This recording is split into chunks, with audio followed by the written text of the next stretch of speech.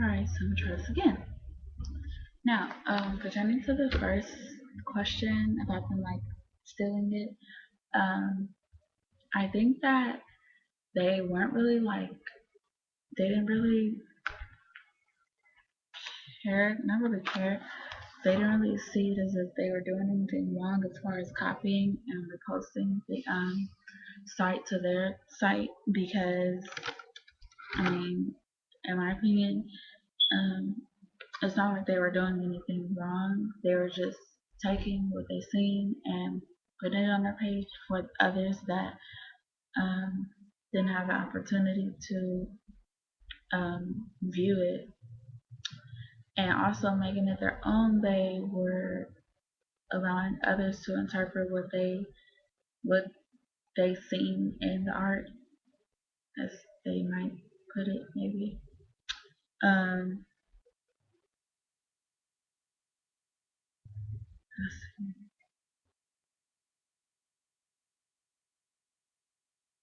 I think it relates back to art because art is like about allowing others to um, interpret what one person may see, and then, if possible, have the ability to make it their own by modifying, copying, deleting some stuff, or completely changing it. But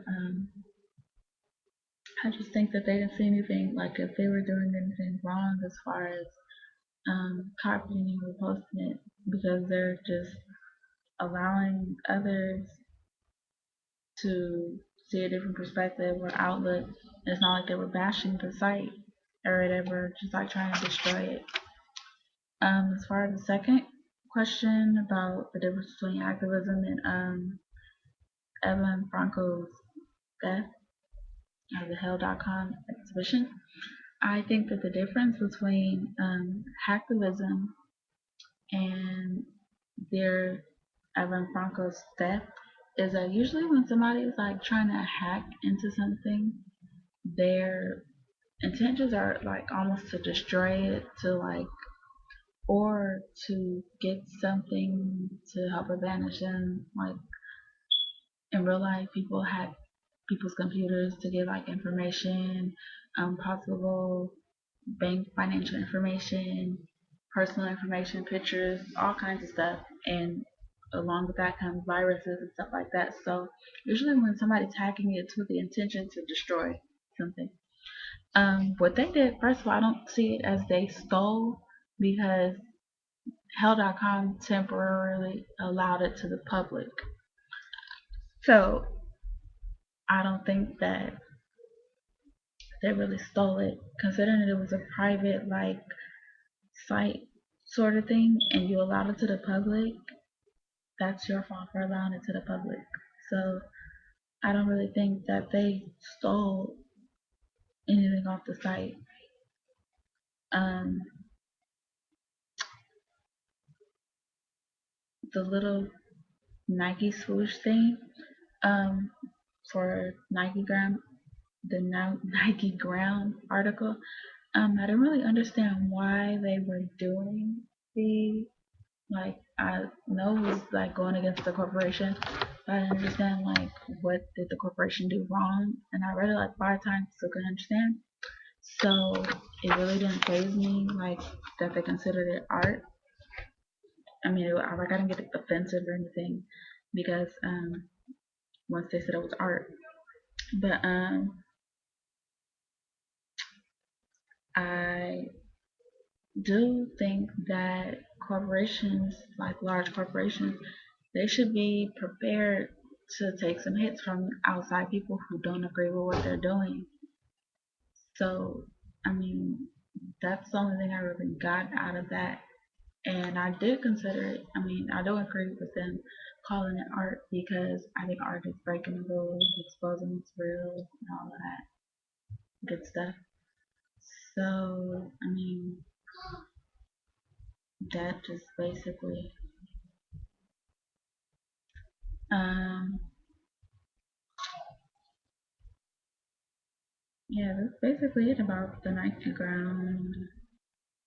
It's just being prepared to take some hits. Um, Oh, I also think that um, I considered it art because they were showing what's real, what's going on. This is stuff that's actually going on because like large corporations they try to hide so much stuff so that they don't uphold like a bad image to the public. So I think that by them going against the corporation, it like really exposed like the inside stuff. Like, yeah, you don't think this is going on, but yes, this is going on. This is why we're doing this and all of that. So I really think that about that. Now for the gosh, I keep forgetting what the name of this article is. I think when it says life and its grounds about the second life. Um, I think that the second life avatar is like a portrait. I don't think it's like it's. I don't think it's different from a portrait. I don't know why. I just don't because I think it's like a portrait because it allows a person to create what they want others to see. And that's usually what happens in a portrait is somebody creates something that they want others to see. For instance, somebody could be smiling and then but on the inside they just like are tears or just they could have just the worst day, but you wouldn't be able to tell that from the portrait. So I think that the second life avatars allow a person to self-express themselves because they may look like completely different from like who they are in person, but you can't tell that from second life. Um,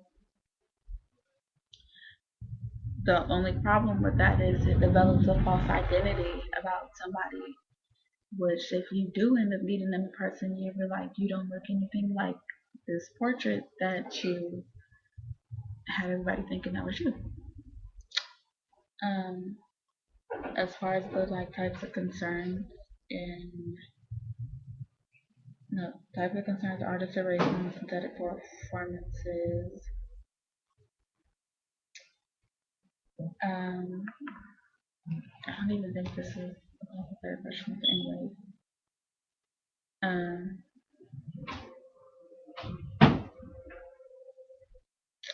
I think that since um, like the such events and acts and stuff are being created, it's showing how like important it was then and possibly how important it is now that like certain stuff is getting recreated. Um,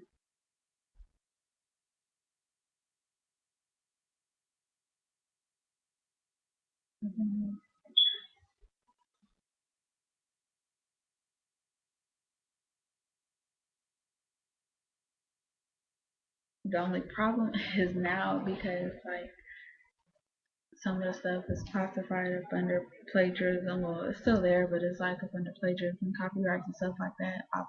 Authenticity. Um, it's very, very hard to like really remake the art like just how it was because somebody may get offended about something because it was like major back then, but now with certain stuff like that, we try and hide so much stuff. So it's like um, some real stuff that was like real back then may like be offensive to public now and then cause an uproar and all of that. So I just think that that's the only problem with like the performances and stuff like that. Um, the sixth question: how do these performances function different when the participant is aware of the history? Oh, okay. I think that it differentiates when the participant knows because they're aware of what's supposed to be going on. Like they probably ignore it, like, oh, okay, I've seen this before, so yeah, whatever. I don't really care about this or whatever. Whereas somebody who has no idea like what's going on, they're gonna be days like, what are you doing? And like they might get offended about it. I just think that when somebody is not familiar, it's most likely that they're going to either try and prevent like an act from happening, or they might question like, okay, what's going on. They might stop and stare. You can really tell. I mean, like, it's not hard. You can really differentiate. I can never get the word right. You really whatever. You can really tell that when somebody's familiar or not familiar with something because of how they act. People who are familiar with certain stuff, they act more calm, natural. Like, oh, okay. Other people cause like, I mean, like people who aren't familiar, they, oh my gosh, and yada yada yada, stuff like that. Um, as far as the Montez art and its theme, um, I think that the Montez art is about exposing the truth. Um, because as I said before, so much stuff is like covered up, and that's what they do is expose what's real, and also like get real feedback from people and all of that. So I think it's just like exposing what's usually hidden to people so they can get understanding of like, yeah, don't think that this is not going on because this is what goes on up under what the corporations or whatever it may be, whatever it is, they may not want you to see or whatever. Um, which I think is really cool. Like they go through these lengths, but still trying to protect their identity. But like, I think it's just really, really cool how they like do certain stuff. I wouldn't be able to do it personally, but um, I just think it'd be like pretty cool. And I think that it's like pretty cool that they like expose the truth and all of that good stuff through their art, or they use their art to expose the truth. Um, the last one about, oh gosh, what was it about?